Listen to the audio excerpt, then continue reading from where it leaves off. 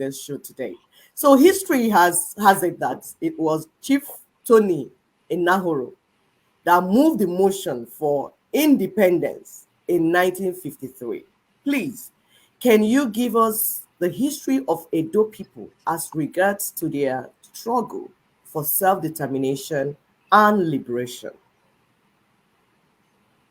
Yeah, thank you, my sister. When you say history, it's going to be volumes of books, but I will try here to just summarize some of the key developments, the heroic struggles of our Edo people in resisting injustice, marginalization, oppression, exploitation, and other. So, yeah, Edo State, as we know it, has been an independent nation as far back as 15th century. We had trade and diplomatic relations with key European powers then, notably Portugal. We enjoyed relative peace, progress, and development. But that was cut short in 1897. In that year, the British Vandals moved from the creeks to the Oba of Benin Palace, destroyed it, looted it, burnt it down, and exiled our royal father, Oba Oborame Nogbaisi, exiled him in Canada. The chief of army staff, his chief of army staff, or the chief of army staff of the empire, General Ologoshere, was betrayed. That man led guerrilla warfare for 3 years. He was eventually betrayed, captured, and was hanged.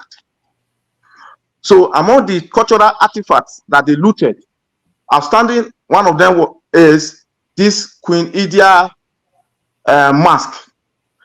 The Queen Idia mask was the one General Obasanjo used in the first act of 1977, Festival for Arts and Culture. But when General Obasanjo asked the British people to release this ivory mask, telling them, we know we are not saying that you stole it, according to Obasanjo, we are not telling you that you stole it, but just for our festival. The British refused. So a replica was also done in Benin, and that's what they used for the festival. So coming back to Enahoro, who is also an outstanding Edo son. Like you rightly said, yes, he moved the motion for independence in 1953. He did that not because, not out of recognition, but it's based on what he saw. They were living at that time, colonial period. So he saw or read about the massacre, the humiliation of Aba market women in 1929. Anthony Enahoro, as a young man, saw the massacre of coal miners in Enugu, in what we call Iva Valley Massacre of 1949. All these and other activities then motivated the young man to raise the motion for independence in 1953. But alas, the Fulani North said they were not prepared. Until 7 years later, we had our flag independence. That is, exchanged Union Jack for green, white, green. There was nothing like economic independence or political independence.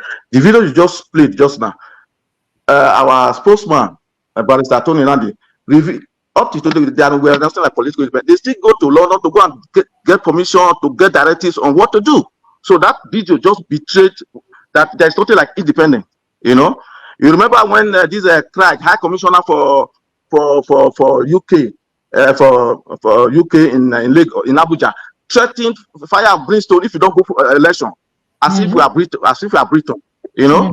So you can see the arrogance they are displaying. So Anthony Enahoro was also very active in NADECO. NADECO was the umbrella body of resistance movement against military dictatorship in Nigeria. So when they were exiled, when they came back, there was this Abdul Salam Abubakar's return to civilian administration. So, but Anthony Nauro was of the opinion that we cannot go to election now because there is a constitutional crisis. We cannot operate this constitution. But as you have it, Nandeco became divided. The Nauro on one, Nauro Alfred Dileri was active in Port Harcourt Axis, formed the Movement for National Reformation. They said they were not going to election, but the Emile Okran and his group went into election and grabbed power in Lagos. The rest is history.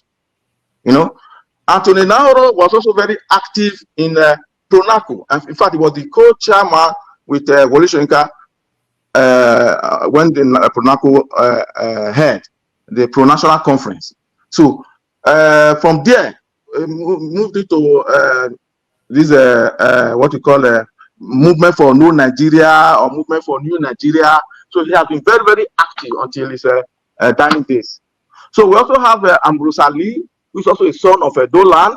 Ambrose Ali was governor of Nigeria, of Bende State, a successor state from Midwest. No, Midwest was the only constitutionally created fourth region, fourth federating union region in Nigeria, in Nigeria at that time. So, having read the constitution of Midwest, it beheld on him that this pittance, this federally allocated formula, revenue sharing formula they are getting is a pittance. It's a slap in the face. He took the Shagari government in 1981, 1982 to court because of the revenue sharing formula. He won, but the caliphate never forgave him, so he was booted out of power. So we also have Michael Imodu. Michael Imodu is a son of Edo nation. Michael Imodu is also known as Labour Leader number 1. Michael Imodu led the longest trade union dispute in Nigeria, 1945. He led the Kola strike, that is cost of living allowance strike. That strike lasted for 2 days, 2 months. And Imodu, as a no-nonsense man, either he doesn't understand what is in the trade union parlance, collective bargaining. So either you accept what the demands the workers placed before the table, or you reap the consequence. So they were banning and unbanning and banishing him. So the Labour Institute in Ilorin was eventually named after him, Michael Imodu Institute.